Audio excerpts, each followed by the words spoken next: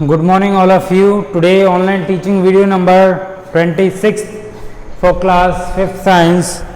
As we know, in the previous video we have completed our lesson number 6 exercise and question answers. So from today we are going to start the new lesson number 7 safety and first aid. Safety and first aid के बारे में आज हम start करते हैं. Page number निकालिए 58. इस accident can occur at any time and anywhere. जो एक्सीडेंट होते हैं वो कभी भी और कहीं भी हो सकते हैं. एक्सीडेंट में occur at Holmes, at work places, while at playing. Accident घर पे भी हो सकते हैं, आप खेल रहे हो तब भी हो सकते हैं, जहाँ पे आप काम कर रहे हो वहाँ भी हो सकते हैं. एक्सीडेंट कॉज अस हार्म्स और even loss of life and property. Accident से क्या होता है, हमें हार्म होता है, नुकसान होता है, साथ साथ में कभी कभी लाइफ का भी नुकसान हो सकता है और साथ साथ में प्रॉपर्टी का भी नुकसान हो सकता है. जैसे लाइफ में डेथ हो सकती है और प्रॉपर्टी में जैसे कोई भी अगर बड़ा घर है या उसमें या आप कह सकते हो ज़रूरी सामान रखा है वो भी आपका हार्म हो सकता है. We needs us to cautious and observe certain safety measures to prevent accident. हमें हमेशा कॉशियस रहना चाहिए, सतर्क रहना चाहिए और साथ साथ में हमें कुछ जो प्रिकॉशंस होते हैं या फिर कुछ सेफ्टी मेजर्स होते हैं उनको हमेशा याद में रख के ही अपने वर्क को काम करना चाहिए. तो उसमें पहले आपका बताया एक्सीडेंट ऑन रोड्स. रोड्स के अंदर एक्सीडेंट किस टाइप से होते हैं. We always seems to be hurry while travelling. क्या है, जब भी हम ट्रैवल करते हैं तो बड़ी जल्दी में होते हैं. In doing so we tends to be careless on the road. और इसी के चलते हम रोड पे चलते समय हो जाते हैं केयरलेस, जिस वजह से एक्सीडेंट क्रिएट हो जाते हैं. तो कुछ एक्सीडेंट इसमें बता रखे हैं. Crossing the roads at the wrong signal. अगर सिग्नल जब भी ग्रीन होता है कभी भी आप रोड पार ना करें. जब भी सिग्नल रेड मिले तभी आप रोड पार करें और रोड हमेशा जेब्रा क्रॉसिंग से ही पार करें, क्योंकि इसमें एक्सीडेंट होने का खतरा आपको रहता है. Second, not using the zebra crossing. कभी भी क्या है, जेब्रा क्रॉसिंग यूज नहीं करते हैं, इस वजह से भी एक्सीडेंट हो जाते हैं.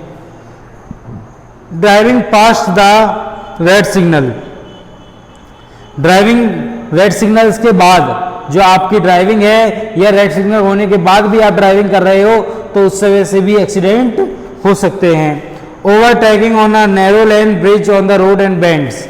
और कभी कभी क्या होता है, ओवरटेकिंग भी हो जाती है. छोटी छोटी जगहों पर ओवरटेक करना या ब्रिज पे ओवरटेक करना या फिर जहाँ पे रोड टर्न हो रहे हैं वहाँ पे ओवरटेक करना, इंजरीज या फिर रोड एक्सीडेंट हो सकते हैं. ड्राइविंग ऑन और overtaking from the wrong side. गलत साइड से ओवरटेकिंग करना तो भी आपका एक्सीडेंट हो सकता है. Crossing speed limit. जो आपकी स्पीड लिमिट दे रखी है, जैसे आप कहीं भी रोड पे जाते हो, जैसे टर्न होता है तो वहाँ पे एक बोर्ड लगा रहता है, speed limit 40 kilometre per hour, speed limit 30, speed limit 20. और जो ब्रेकर्स होते हैं उन पर भी लगाया जाता है. वो इसलिए लगाया जाता है कि वहाँ पे आपको स्पीड कम करनी है. अगर आप स्पीड कम नहीं करोगे तो वहाँ पे आपको किसी न किसी तरीके का रोड एक्सीडेंट देखने के लिए मिल सकता है. Pedestrian not using footpath. इसके बाद जो पेडिस्टेरियंस होते हैं, जो पैदल चलने वाले यात्री होते हैं, वो फुटपाथ का यूज़ नहीं करते हैं तो उससे भी एक्सीडेंट हो सकता है. फुटपाथ इसीलिए बनाया जाता है कि रोड के साइड में कोई भी जो पैदल यात्री है वो उस पर चल सके और अपनी मंजिल तक पहुंच सके, लेकिन उसका इस्तेमाल ना करना वो भी एक रोड एक्सीडेंट का एग्जाम्पल हो सकता है. जंपिंग ऑन और ऑफ मूविंग व्हीकल्स. जंपिंग करना या तो गाड़ी के अंदर या गाड़ी से बाहर.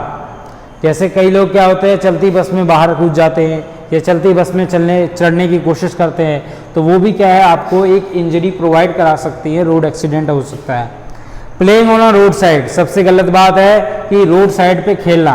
क्या है, कई छोटे छोटे बच्चे होते हैं, कोई उसमें फुटबॉल में किक मार देता है तो बॉल रोड पे चली जाती है, वो बच्चा बिना आगे पीछे देखे उस बॉल को पकड़ने चला जाता है तो वहाँ पे एक्सीडेंट हो सकता है. नाउ सेफ्टी रूल्स हम क्या क्या फॉलो करें ताकि हम इन रोड एक्सीडेंट से बच सकें.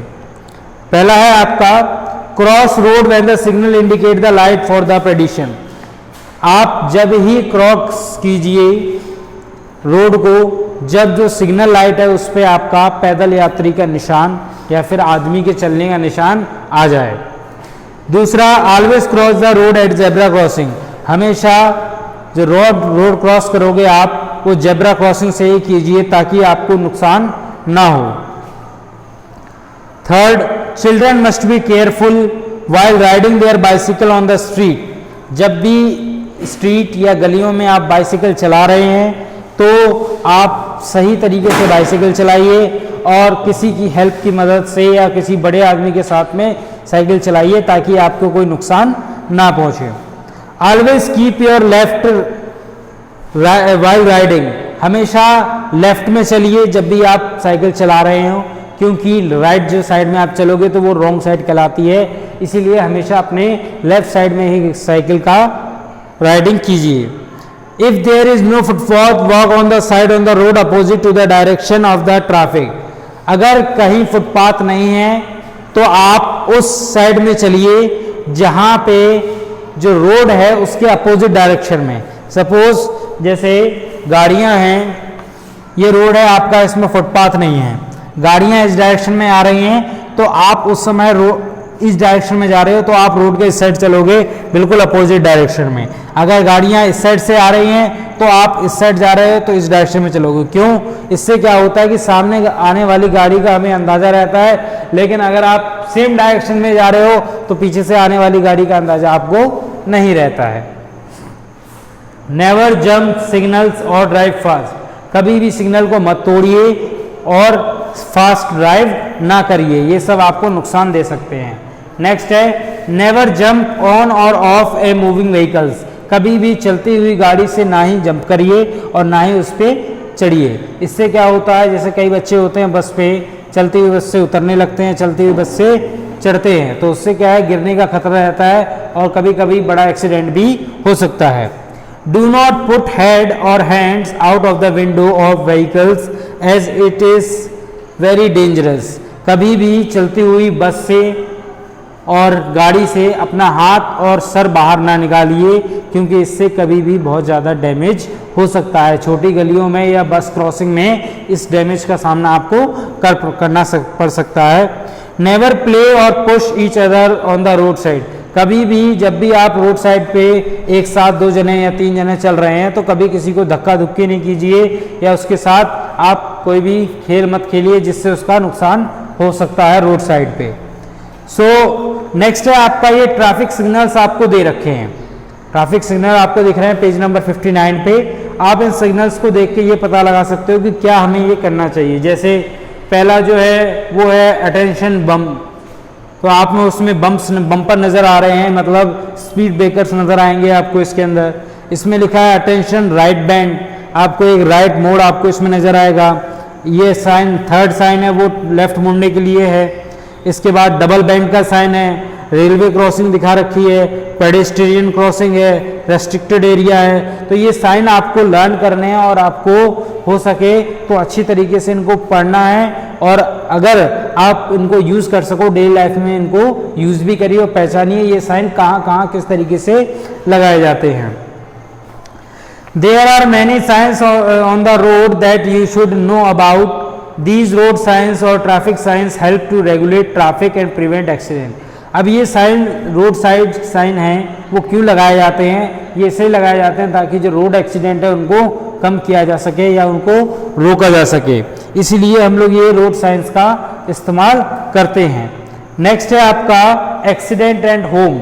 होम पे भी कई एक्सीडेंट होते हैं, घर में भी कई एक्सीडेंट हो सकते हैं, जैसे कि फायर है, शार्प ऑब्जेक्ट है, हॉट ऑब्जेक्ट है, इलेक्ट्रिसिटी है, ये आपको घर में किसी ना किसी तरीके के एक्सीडेंट प्रोवाइड करा सकते हैं।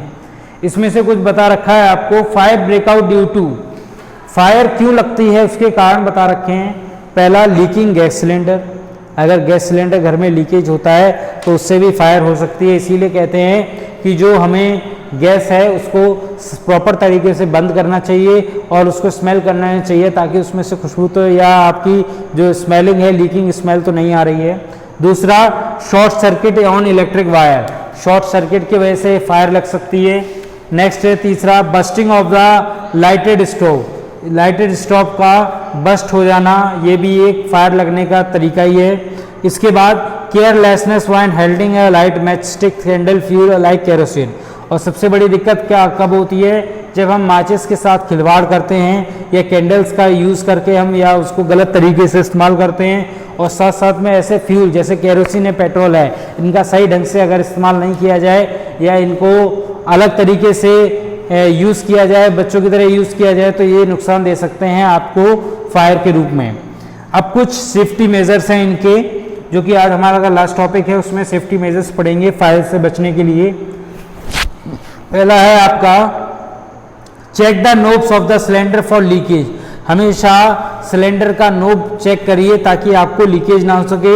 अगर काम नहीं है या आप स्टोव नहीं जला रहे हो तो उसका नॉब क्या है, ऑफ कर दीजिए। Check the electrical wire in the house regularly. अपने घर में जो वायर्स हैं उनको चेक करिए रेगुलरली, या किसी अप्लायंसेस को प्लग करने से पहले चेक करिए कि उसका कोई वायर टूटा तो नहीं है या वो सही है कि नहीं, तो अगर आप बिना देखे उसको लगा दोगे तो आपको इलेक्ट्रिक शॉक लग सकता है। Do not use faulty stoves. कभी भी फॉल्टी स्टोव्स यूज़ नहीं करिए। मतलब जो भी चीज़ जैसे वायर वगैरह यूज़ होती है या आप कह सकते हो गैस स्टोव में जो पाइप यूज़ की जा रही है वो फॉल्टी यूज़ नहीं करिए। अगर आप उसको फॉल्टी यूज़ कर रहे हो तो वो आपको नुकसान दे सकती है। Never wear loose and synthetic cloth wise wearing near the fire. जब भी आप वर्क कर रहे हो फायर के साथ में या फायर के पास में, जैसे खाना बन रहा है या आप सर्दियों में आग सेक रहे हैं, तो उस समय कभी भी लूज कपड़े ना पहनिए या फिर आप सिंथेटिक कपड़े ना पहनिए, क्योंकि वो इजीली कैच फायर कर सकते हैं या जल्दी आग पकड़ सकते हैं। Children should not play with match sticks, candles और इन किचन।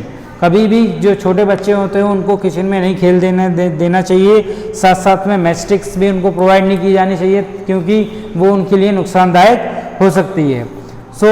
आज के लिए इतना ही। कल की वीडियो में हम इसके कुछ बर्न्स वगैरह देखेंगे या कुछ और एक्सीडेंट देखेंगे जो कि हमने प्ले के समय हो सकते हैं। Thank you and have a nice day.